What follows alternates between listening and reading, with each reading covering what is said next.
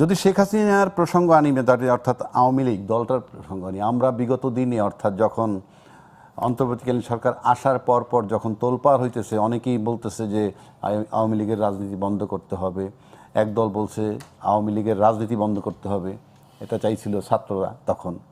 তখন কিন্তু আজকের যারা ক্ষমতায় তারা বলছিল কোনো রাজনৈতিক দল নিষিদ্ধ করার পক্ষপাতী আমরা নই। এটা জনগণ যদি চায় কখনো, সেটা আমি জানি না, এটা ভেক্টার জনগণ কিভাবে চায়, চাইতে হয় রাজনৈতিক দলের পক্ষ থেকেই, ইন্ডিভিজুয়াল জনগণ কোনো শক্তি না। তখন তারা এই কথাটা বলছে। কিন্তু আজকে আবার যখন আমরা দেখলাম যে আওয়ামী লীগের দলটাকে নিষিদ্ধ না করলেও এখন পর্যন্ত তাদের কার্যক্রম যে নিষিদ্ধ সেটা এখনও বহাল রইল।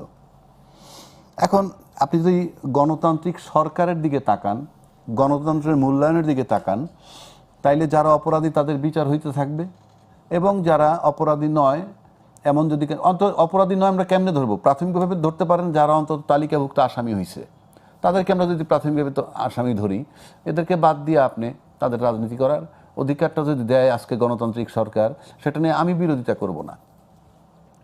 এখন ওনারা কার্যক্রমটাকে বহাল রাখছে, যে নিষিদ্ধ করছিল ওই সরকার, এবং তখন বলা হয়েছিল যে অ্যাডমিনিস্ট্রেটিভ অর্ডার দিয়ে এগুলো করা যায় না। তখন তো অ্যাডমিনিস্ট্রেটিভ অর্ডার দিয়ে হয়েছে আলটিমেটলি, কিন্তু সেটাকে যখন আজকে রূপান্তর করলো, মানে আইনি রূপ দিল যে আপাতত যতদিন পর্যন্ত ইয়ে না হয় এটা, তাহলে তাদের কার্যক্রমটা থাকতেছে, স্টপ থাকতেছে। এখন এখানে একটা বিষয় আছে আমার যেটা ভাবনার বিষয়, তাহলে কি এখন পর্যন্ত আমরা যতটুকু জানি, আজকে প্রায় 1.5 বছর গড়ায় 2 বছরের কাছাকাছি যাচ্ছি আমরা, এখন পর্যন্ত কিন্তু আমরা শুনি নাই যে আওয়ামী লীগের পক্ষ থেকে, কারণ শেখ হাসিনা যেহেতু এখনও কথা বলেন, ফোনে কথা বলেন, নানানভাবে যোগাযোগ হয়, আমি চোখে না দেখলেও বিশ্বাস করি, সেক্ষেত্রে আমরা এখনও শুনি নাই যে উনি কোনো ব্যক্তিরে ভারপ্রাপ্ত সভাপতি বানাইছেন কিংবা কাউকে দায়িত্ব দিছেন।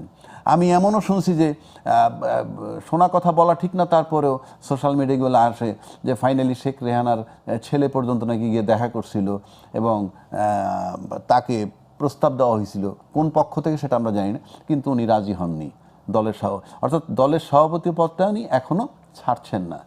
এবং সভাপতি পদটা না ছাড়লে তো ন্যাচারালি আপনি পার্টিটা যেহেতু একটা পরিবার কেন্দ্রিক, এখনও বাংলাদেশে আওয়ামী লীগের কারো ক্ষমতা নাই যে নিজে ঘোষণা করবে যে আমি আওয়ামী লীগের সভাপতি, সেকেন্ড ম্যান থার্ড ম্যান কেউ তাকে মানবে না, কিন্তু উনি বললে মানবে।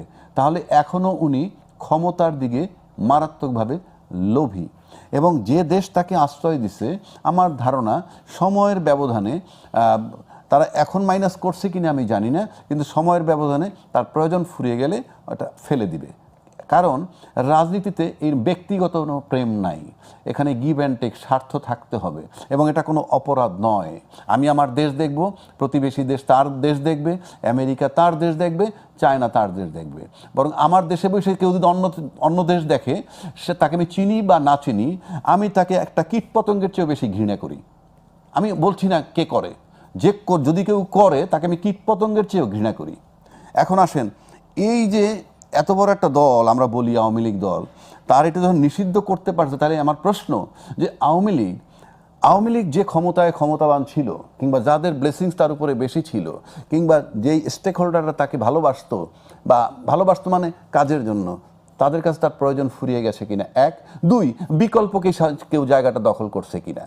তা না হলে আমার কাছে মনে হয় না যে এত দ্রুত সিদ্ধান্তের মধ্যে আওয়ামী লীগের কার্যক্রম, একটা নির্বাচিত সরকার, বিশেষ করে যারা বলছিল নির্বাচনের আগে যে এটা এইভাবে কার্যক্রম বন্ধ করা যায় না, তারা যখন সেটাকে বহাল রেখেছে, তখন আমার কাছে মনে হয় যে ওই জায়গাটা অন্য কেউ নিয়ে গেছে, কিংবা নেওয়ার চেষ্টা করছে, কিংবা আশ্বস্ত করছে আমরা নিতে পারবো, সে যেই হোক, এটা আমার প্রশ্ন না। সেকেন্ড থিং হইল, যদি তাই হয় তাহলে কি লং রানে বাংলাদেশে এখন ভাবা হচ্ছে জামাত কিংবা এনসিপি তারাই বিরোধী দলে কেউ থাকবে? কারণ আওয়ামী লীগ আর দ্বিদলীয় শাসন, আমরা এই দুইটা দলই তো বড় দল, তো সেক্ষেত্রে এখন কি চিন্তা ভাবনা এরকম হচ্ছে যে বিরোধী দল হিসাবে জামাত কিংবা এনসিপি? তা না হলে আপনি এত বড় দলটাকে কার্যক্রম নিষিদ্ধ করে দিলেন, উল্টা দিকে যদি আমরা দেখি, ওইদিকে আন্তর্জাতিক ট্রাইব্যুনাল যে আদালত, সেখান থেকে কিন্তু চিফ প্রসিকিউটর সরাই দিচ্ছেন, আগে যে ছিল সরাই দেওয়ার পর আমার বলতে হবে না ওটার হাল হকিকত কী, ওটা যে আগের চেয়ে 20 ভাগের 1 ভাগ ফর্মেও নাই এটা বোঝা যায়, তাহলে তাকেই বা আমি সরাবো কেন? সব কিছু মিলে একটা জটিল সমীকরণের দিকে যাচ্ছে বলে আমার কাছে ব্যক্তিগতভাবে মনে হয়। আর আজকে যদি আওয়ামী লীগ এই শেখ হাসিনার জন্য যদি পদ না ছাড়েন আর তার জন্য যদি তার দলের দুরবস্থা হয়, সেটার দায় শেখ হাসিনা নিজেই থাকবেন। এটাকে বলে লোভ মোহ। লোভ মোহ এমন পর্যায়ে গেছে যে সেখান থেকে সে ফিরে আসতেছে না। এইবার আসেন দায় মুক্তি।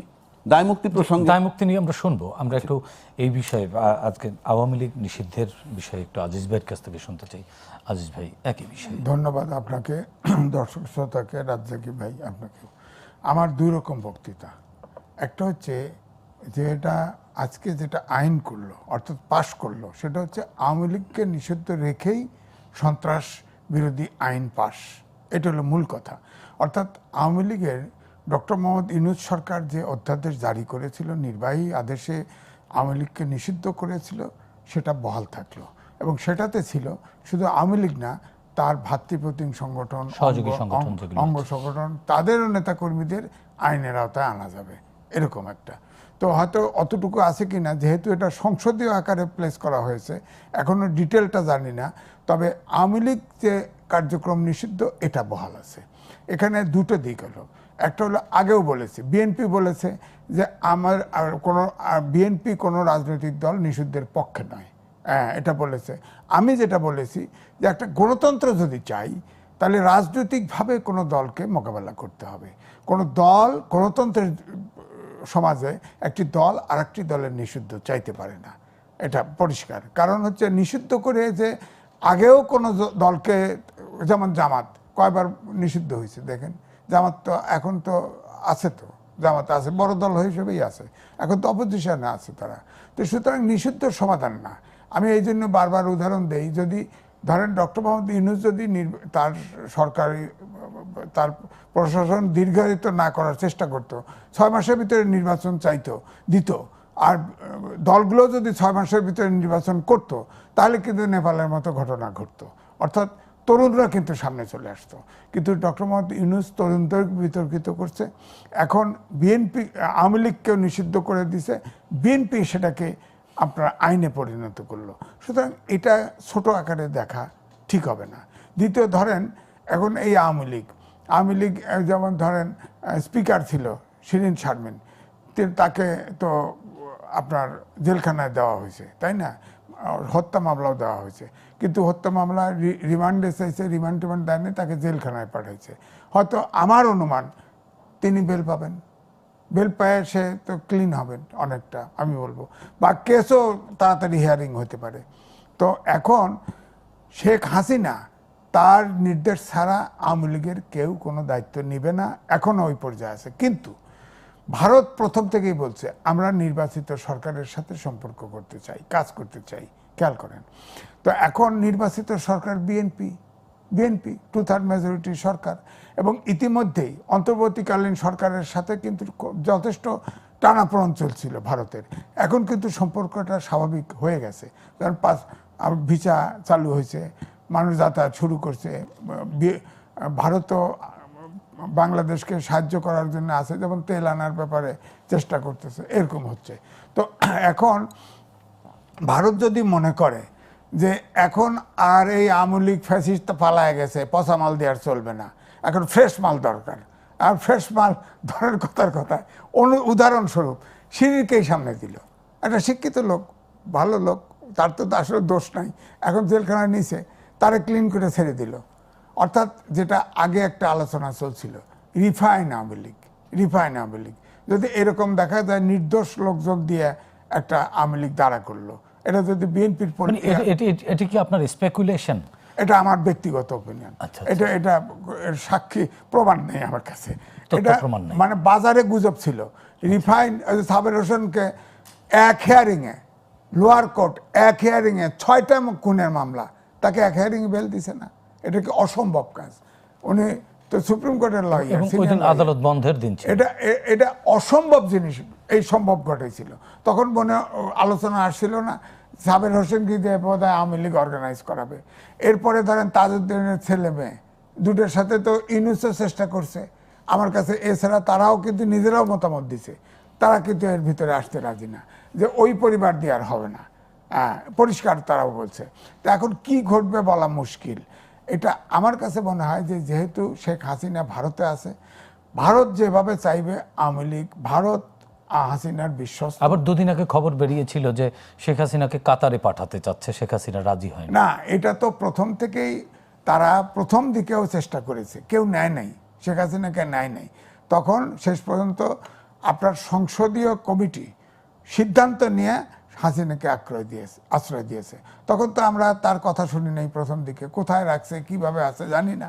কিন্তু এটা ঠিক যে আমরা যেটা মনে করি যে শেখ হাসিনাকে তো ফেরত দিচ্ছে না, আবার সরকার চিঠি দিচ্ছে, আজকেই আমি নিউজ দেখলাম চিঠি দিচ্ছে, তাকে ফেরত চায়, হয়তো ফেরতও দিবে না, কিন্তু তার তখন হয়তো এটাও একটা চাপ হইতে পারে যে তুমি ফেরত যাও, যদি না যায় তাহলে বিএনপি তোমার দেওয়া হবে না, এই আওয়ামী লীগ তোমাকে দেওয়া হবে না, রিফাইন আর নির্দোষ লোক বার করো, তুমি অন্যকে নেতৃত্ব দাও।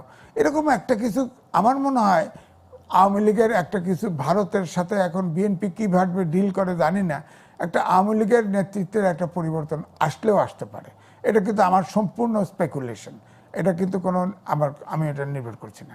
এখন ধরেন সন্ত্রাসবিরোধী এই যেটা বলা হয়েছে যে অভ্যুত্থানের শক্তিদেরকে দায় মুক্তি দেওয়া, এটা কিন্তু তখন যেটা আসছিল পেপার পত্রিকা মিডিয়াতেও লেখা হয়েছিল যে মুক্তিযুদ্ধ ৭১-এর মুক্তিযোদ্ধাদেরকে দায় মুক্তি দেওয়া হয়েছিল, দায় মুক্তি দেওয়া হয়েছিল ৭২-এ এসে। কারণ হচ্ছে যে তখন আওয়ামী লীগ সরকারে তখন কিন্তু অনেক ব্যাংক লুট, ডাকাতি অনেক কিছু বাড়ছিল। তখন দেখা গেল এক জায়গায় ডাকাতি হলে মুক্তিযোদ্ধা ধরে নিয়ে যায়। যেমন আমাকে ৩বার থানায় লয়ে গেছে অকারণে, অস্ত্র মামলায়। আমার কাছে অস্ত্র নাই, কিছু নাই, আমার ৩বার আমার বাবা যায় ছাড়া আনে। তো এরকম আর কি উদাহরণস্বরূপ দিলাম। এই জন্যই বলছি যে ওই দায় মুক্তি আর এই দায় মুক্তি, হ্যাঁ এখন অভ্যুত্থান ঘটছে, তারা তো রিস্কে আছে। এখন অভ্যুত্থানটা আমরা, এটা তো আজকে পাশ হয়েছে, দায় মুক্তিটা পাশ হয়েছে, এটা ক্লিয়ারটা জানি না কতদিন থেকে কতদিন দায় মুক্তি। এখন স্বাভাবিক দায় মুক্তি, এখন ধরেন ৫ আগস্ট পরিবর্তন হয়েছে, তার পরের দিন যে সরকার ছিল না এটা ঠিক, কিন্তু পুলিশ স্টেশন তো প্রায় 60% পুলিশের আগুন লাগছে, পুলিশ ঝুলায় মারছে, এগুলোর বিচার হবে কি হবে না, দায় মুক্তি কত থেকে কত। কিন্তু অন্তর্বর্তীকালীন সরকার থেকে বলা হয়েছিল যে ২৪ এবং ২৫ এইভাবে বলা হয়েছিল। তো ২৪ তারিখে ২৪ তো ওই পুলিশ হত্যা ঢুকে পড়ে, ২৪ যদি ধরেন তাহলে ২৪ দিলে তো হিসাব করতে তো জানুয়ারির থেকেই পড়ে। সুতরাং এইটা কিভাবে পাশ করলো, কালকে হয়তো পেপারে ছাপা হলে, পত্রিকায় ছাপা হলে আমরা বুঝবো যে আইনটার ভিতরে কি আছে। তবে এই দায় মুক্তি যেটা দেওয়া হয়েছে, আমার কথা হলো ফৌজদারি অপরাধে যেই করুক, যেভাবেই করুক, যে সময়ই করুক, তার বিচার, আইনের শাসন চাইলে তার বিচার হইতে হবে, এটা করলে হবে না। এখন আপনি মব সন্ত্রাস করে এরে তুলে দিচ্ছেন, এরে উঠায় দিচ্ছেন, সেটি আপনি বলতে চাচ্ছেন যে ৫ আগস্ট পরবর্তী সময়ে, ৫ আগস্ট পরবর্তী সময়, ৫ আগস্টে যে ঘটনা ঘটছে, ধরেন যেগুলো ঘটছে ৫ আগস্টে পর্যন্ত আমার তো মনে হয় দায় মুক্তি বৈধ। কারণ তখন তো অভ্যুত্থানে আপনার স্নাইপার দিয়ে মারি ফেলছে, সে বিচার করতেছি না, আমরা তদন্ত করতেছি। ঠিক ছাত্র জনতাকেও যারা হত্যা করছে তাদেরও দায় বিচার হতে হবে, ছাত্রদেরকেও দায় মুক্তি দিয়ে। ছাত্রদের তো আনাম যুদ্ধ করেছে, আন্দোলন করেছে, তারা তো তখন দোষী না, সুতরাং তাদের দায় মুক্তি দিতেই পারেন। কিন্তু আমার কথা হলো ৫ তারিখে চেঞ্জ হলো, ৬ তারিখ থেকে যা ঘটলো এগুলোর দায় কে হবে? সুপিরিয়র রেসপন্সিবিলিটি তো আছে। ধরেন ৩২ নম্বর সব ভেঙে ঘুরাই দিয়েছে, ওটা তো ট্রাস্ট ছিল। আমার বক্তব্য হচ্ছে ওই দিন অন্তর্বর্তীকালীন সরকারের ইউনুস সাহেব কোনো কথা বলে নাই, ওখানে আপনার বুলডোজার দিয়ে আপনি বলতে চাচ্ছেন যে অন্তর্বর্তীকালীন সরকার দায়িত্ব নেবার পরের ঘটনাগুলো, অবশ্যই দায়িত্ব। এই যে ধরেন হাইকোর্টে, সুপ্রিম কোর্টে ওনাদের কোর্টের ভিতরে বম্ব ঢুকে গেছে, আপনার বুলডোজার দিয়ে ঘর ভাঙছে, অন্তর্বর্তীকালীন সরকার কোনো কথা বলে নাই। তাতে বোঝাই গেছে যে অন্তর্বর্তীকালীন সরকারের ইনডাইরেক্টলি ব্যাকিং ছিল। তাহলে যদি আপনি ওইটার জন্য কোনো বিচার আনেন, তাহলে সুপিরিয়র রেসপন্সিবিলিটি যদি শেখ হাসিনার বিচার হয়, তাহলে ডক্টর মোহাম্মদ ইউনূসের বিচার হবে না কেন?